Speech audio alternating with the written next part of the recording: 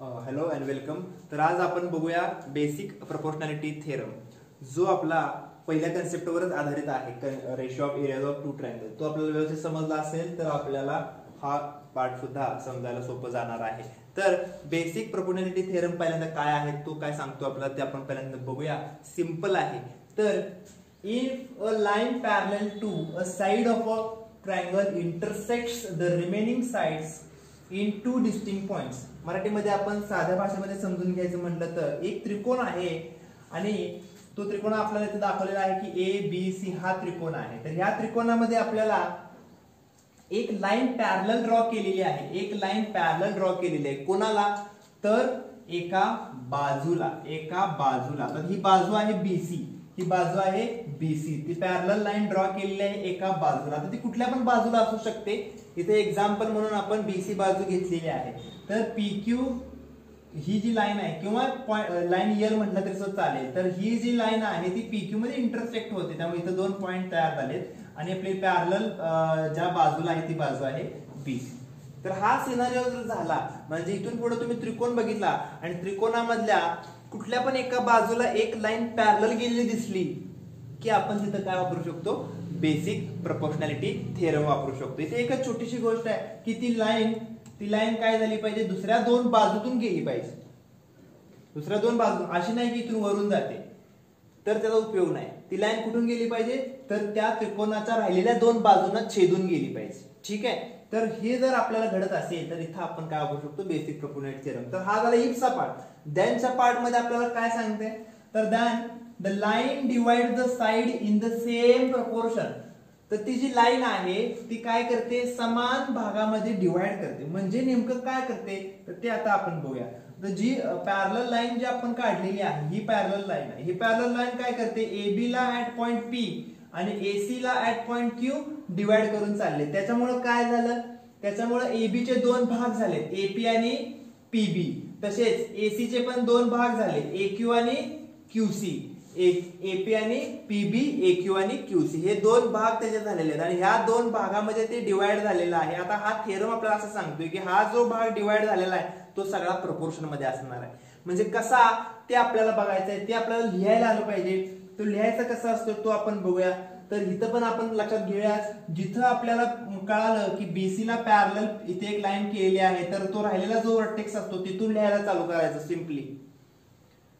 दुसरा एखादा त्रिकोण मी तुम्हाला काढून दाखवतो. समजा असा त्रिकोण आहे, ठीक आहे, आणि याला पॅरलल अशी लाईन गेलेली आहे. इथे नाव आपण वेगळं देऊया, PQR. आता इथं कसा रेशो मिळतोय आणि वरती कसा रेशो मिळतोय ते पण आपण बघूया.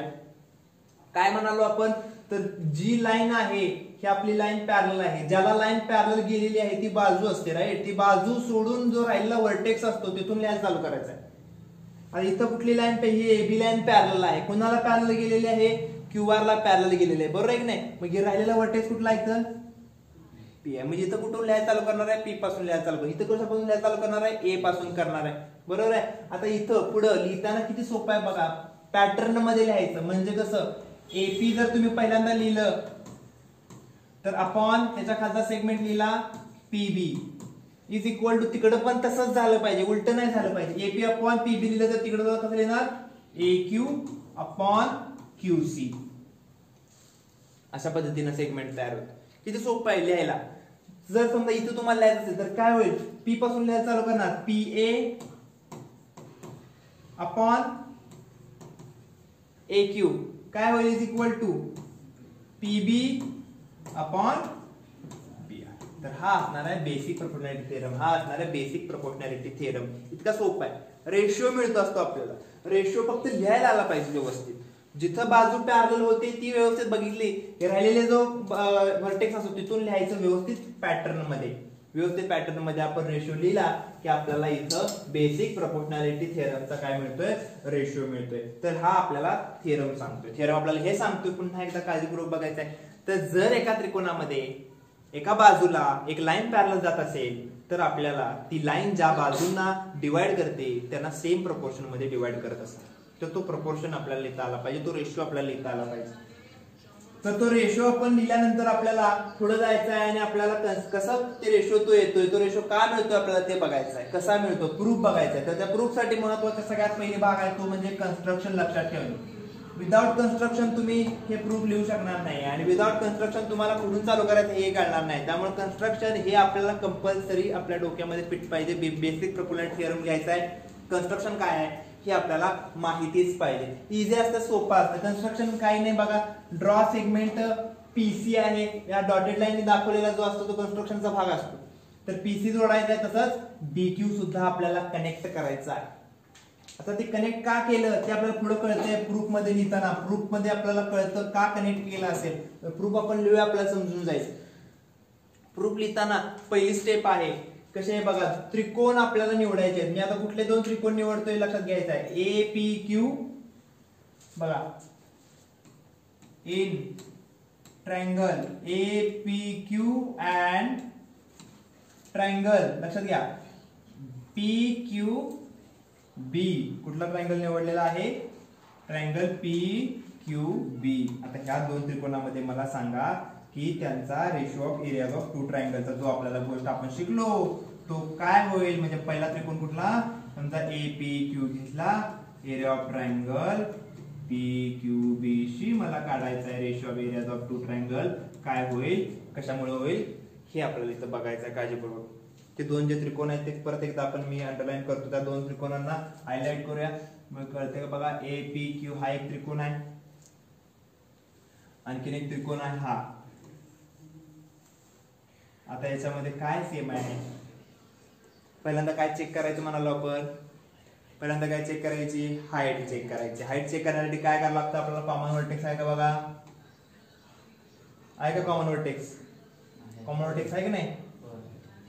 आणि कॉमन व्हर्टेक्स हा असेल तर परपेंडिक्युलर ज्या बेसिस वरून येणार आहे ते बेसिस कुठले आहेत, एपी आणि पीबी. बरोबर आहे की नाही? ते कोलिनियर आहेत का? आहेत का नाही कोलिनियर? एपी आणि पीबी काय कोलिनियर आहे. व्हर्टेक्स काय कॉमन आहे ना. मग आपण इथं काय सेम आहे म्हणू शकतो, काय सेम आहे म्हणू शकतो इथं आपण. अरे काय सेम आहे, हाइट्स आर इक्वल. हेच एरिया कोणाच्या प्रपोर्शनल येणार, एरियाज प्रपोर्शनेट टू बेस. बरोबर. आता पहिल्याचा बेस काय आहे, मग एपीक्यू चा बेस काय, एपी. आणि पी क्यू बी चा बेस काय, पीबी. हे आपलं पहिलं इक्वेशन झालं. हे आपलं पहिलं इक्वेशन झालं. आता दुसऱ्या इक्वेशन साठी आपण जाऊया. दुसऱ्या इक्वेशन साठी आपल्याला दोन त्रिकोण नवीन निवडायचे आहेत. पण लक्षात घ्या एपी क्यू तर पाहिजेच आपल्याला. आता त्या बाजूचा घ्यायचा आहे. कुठल्या बाजूचा बघा काळजीपूर्वक. हे काढून टाकतो. पुन्हा एकदा मला त्रिकोण पाहिजे. मला पाहिजे ए पी क्यू आणि पाहिजे पी क्यू सी. जसा इकडचा घेतला तसा तिकडचा. हा मात्र दोन्हीकडे घेतलाय आपण. तर याच्यामध्ये आपल्याला काय होईल बघा, एपी क्यू आणि ट्रायंगल पी क्यू सी मध्ये पुन्हा एकदा मला ह्याचा ratio of areas of two triangle काढायचा आहे. पुन्हा लिहितो मी ratio of triangle A P Q and area of triangle P Q C. याच्यामध्ये काय सेम आहे आणि का सेम आहे. इथं पण अगेन एक कॉमन व्हर्टेक्स आहे. कोण आहे, पी. आणि तो व्हर्टेक्स असेल तर बेसिस कोण असणार आहेत, ए क्यू आणि क्यू सी. जे की कोलिनियर आहेत का, आहेत. म्हणजे इथं काय सेम आहे, हाईट सेम आहे. इथं हाईट सेम आहे. हाईट सेम आहे म्हटल्यानंतर कुणाचे इक्वल येणार, बेसच्या. एपीक्यू चा बेस कोण आहे, ए क्यू आहे. अपॉन पीक्यूसी चा बेस कोण आहे, क्यूसी आहे. म्हणजे काय होईल इथं इक्वेशन नंबर 2 लिहायचं आहे आपल्याला. आणि इथं पुन्हा तेच रिझन लिहायचं आहे. Heights are equal, hence areas proportionate to base. आलं लक्षात, आलं लक्षात. आता पुढे जायचं आहे. पुढे बघा आता काळजीपूर्वक. आता फायनली मला आणखीन दोन त्रिकोण निवडायचे. आता कुठले दोन त्रिकोण निवडतोय पुन्हा बघा.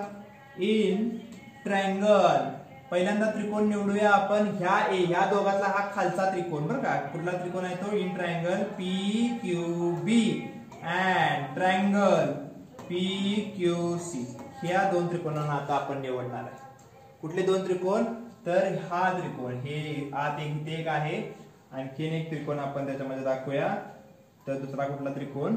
तर हा, हे दोन त्रिकोण आता घ्यायचे. आणि ह्या दोन त्रिकोणामध्ये काय सेम आहे मला सांगा, काय सांगता येते का?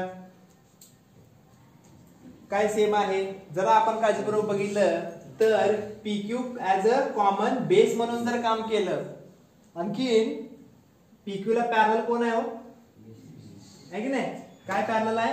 PQ ला पॅरलल BC आहे, बरोबर आहे की नाही? अँड PQ ला पॅरलल BC आहे, त्याच्यामुळं आपण जर B आणि C हे दोन जर व्हर्टेक्स घेतले तर इथं चालतात. कारण आपण मगाशी बोललो की जर दोन पॅरलल लाईन असतील, मगाशी आपण सांगितलं, तर आपल्या दोन पॅरलल लाईन जर असतील तर ह्याच्यामध्ये तयार होणारे त्रिकोण काय असतात? इक्वल एरिया वालेच असतात. जर आपण बेस सेम ठेवला तर, जर आपण बेस सेम ठेवला तर वरती आपण किती पाहिजे तेवढे व्हर्टेक्स काय करू शकतो? चेंज करू शकतो. कारण हाईट शेवटी सेमच येते तिथं, कारण दोन पॅरलल लाईन आहेत म्हणून. इथं पण तसंच घडते की नाही? सेम इथं सुद्धा सेम तसंच घडतंय. काय घडते? तर इथं आपल्याला दिसतंय की ह्या दोन लाईन काय आहेत? पॅरलल आहेत. कुठल्या दोन लाईन पॅरलल आहेत? ही आणि ही लाईन पॅरलल आहे, आणि एक बेस आपण PQ फिक्स ठेवलाय. इकडे एक त्रिकोण, इकडे एक त्रिकोण.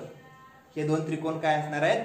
इक्वल एरियाज वाले असणार आहेत. कारण बेस तर इक्वल आहेच, कारण तो PQ बेस ठेवलाय आपण, आणि हाईट पण इक्वल आहे. कारण तर हे दोन लाईन पॅरलल असल्यामुळे आपल्याला इथं सुद्धा इक्वल हाईट मिळणार आहे. इक्वल हाईट मिळणार आहे. ठीक आहे. तर काय होते मग आता आपण सांगूया त्यांचा बेस हाईट काय होते रेशो, अँड सेगमेंट सांगूया आपण की PQ is a common base. तो एक काय आहे? कॉमन बेस आहे. हेन्स बघा, area of triangle PQB is equal to काय येणार आहे? Area of triangle PQC. Both, याला इक्वेशन नंबर 3 देऊया. Both base and bases and heights are equal. आता इथं शेवटचा पार्ट आहे ह्या पूर्ण ह्याचा, शेवटचा पार्ट आहे. काळजीपूर्वक बघायचं. तीन वेगवेगळे त्रिकोण आपण जोड्या घेतल्या. पहिल्यांदा कुठला घेतला? 1 नंबर हा त्रिकोण, हा आपण 2 नंबर म्हणूया. 1 आणि 2 त्रिकोण घेतले. पहिला रेशो मिळाला AP/PB. परत आपण 1 आणि हा आपण 3 म्हणूया. परत रेशो मिळाला AQ/QC. आणि परत आपण 2 आणि 3 रेशो मिळाला 1, कारण त्यांचा काय आहे? एरिया इक्वल आहे. आता इथं ह्या इक्वेशन मध्ये जर आता काळजीपूर्वक बघितलं, ऑब्झर्व करायचं आहे आता इथं व्यवस्थित. ही जर बाजू बघितली आपण, लेफ्ट हँड साइड बघा, हे बघा फक्त एवढंच, हे बघायचं आणि हे बघायचं. याच्यामध्ये अंश बघा, APQ आहे, APQ आहे, न्यूमरेटर सेम आहे की नाही? सेम. डिनॉमिनेटर बघूया. डिनॉमिनेटर मध्ये काय आहे? एरिया ऑफ ट्रायंगल PQB आहे. ओके. आणि इथं काय? एरिया ऑफ ट्रायंगल PQC आहे. Area of triangle PQB, area of triangle PQC पण सेमच आहे, जे की आपण पुढे सांगितले की नाही? म्हणजे हे वरचा न्यूमरेटर तर सेमच आहे आणि डिनॉमिनेटर पण सेमच आलाय, सेमच आलेला आहे. त्यांचा एरिया सेमच आलेला आहे, कारण बेस आणि हाईट दोन्ही सेम आल्यामुळं त्यांचा एरिया पण सेमच आलाय. म्हणजे इथं काय कळालं की ही लेफ्ट हँड साइड आणि ह्याची लेफ्ट हँड साइड दोन्ही काय? इक्वल आहे का नाही? दोन्ही इक्वल, कारण बेस न्यूमरेटर तर सेमच आहे. डिनॉमिनेटर मध्ये जे दोन त्रिकोण आहेत, त्रिकोण वेगळे आहेत पण त्यांचा एरिया सेमच आहे. एरियाच पाहिजे ना तिथं, एरिया तर सेमच आहे. त्यामुळं इथं आपण काय लिहू शकतो? इथं आपण लिहू शकतो की नाव हा जो त्रिकोण आहे, area of triangle APQ divided by area of triangle PQB हे इक्वल आहे याच्याशी, म्हणजे area of triangle APQC upon area of triangle PQC from 1, 2 and 3. त्यामुळं जर लेफ्ट हँड साइड सेम असेल, ही लेफ्ट हँड साइड ह्या लेफ्ट हँड साइड बरोबर सेम असेल तर काय असणार आहे आपली इक्वल, तर राईट हँड साइड सुद्धा इक्वल असणार आहे. राईट हँड साइड काय आहे तर AP upon PB is equal to काय होणार आहे AQ upon QC which is basic proportionality थेरमचा रेशो जो की आउटपुट आहे AP upon PB is equal to AQ upon QC. हा रेशो आपल्याला मिळतो. हा रेशो कसा मिळतो, काय मिळतो, यासाठी आपल्याला विविध वेगवेगळ्या प्रकारचे काय करावे लागतात, त्रिकोण आपल्याला सिलेक्ट करावे लागतात, त्यांचे एरियाज आपल्याला चेक करावे लागतात, काय येत आहेत, कसे येत आहेत, आणि फायनली आपल्याला तो एरिया मिळतो, तो रेशो मिळतो. तर हा आहे बेसिक प्रोपोर्शनॅलिटी थेरम. त्याचा कॉन्व्हर्स सुद्धा असतो. कॉन्व्हर्स म्हणजे काय, उलटा काय विचार करणार आहे तुम्ही याच्यामध्ये, इफचं द्यानला आणि द्यानचं इफला. द्यान मध्ये काय आहे तर line divide the side in a same ratio. म्हणजे काय, जर हे इफ मध्ये गेलं, हे कुठे टाकायचं ह्याच्यात गिवन मध्ये. म्हणजे जर असा रेशिओ मिळाला, एखादा त्रिकोण घेतला, तुम्हाला कोणी सांगितलं की अशी एक लाईन जाते, तुम्हाला नाही सांगितलं की ती लाईन पॅरलल आहे, मग एवढं सांगितलं की ती लाईन काय जाते, आणि ती लाईन जाते तर काय करते, ती रेशिओ सेम करते. रेशिओ सेम करते म्हणजे फॉर एक्झाम्पल इथं 1 आहे, इथं 2 आहे, इथं पण 2 आहे, इथं 4 आहे, रेशिओ सेमच आहे. बघा 1/2 आणि 2/4 म्हणजे काय, 1/2 म्हणजे पण 1/2 ना. म्हणजे रेशिओ सेम जर दिला, तर आपण काय म्हणू शकतो, ही लाईन काय आहे, याला पॅरलल आहे. ही लाईन काय, त्या लाईनला काय, खालच्या बेसला काय पॅरलल आहे, हे आपण म्हणू शकतो. याला कॉन्व्हर्स म्हणायचं. कॉन्व्हर्स आहे तो, converse of BPT. Converse of BPT सुद्धा आपण प्रूव्ह करणार आहोत. तर तो आपण नेक्स्ट लेक्चर मध्ये आपण काय करूया, प्रूव्ह करूया. कॉन्व्हर्स ऑफ बीपीटी जो काय आपला भाग असेल तो लक्षात. इथं आपण काय करूया, आता थांबूया. ओके, ठीक.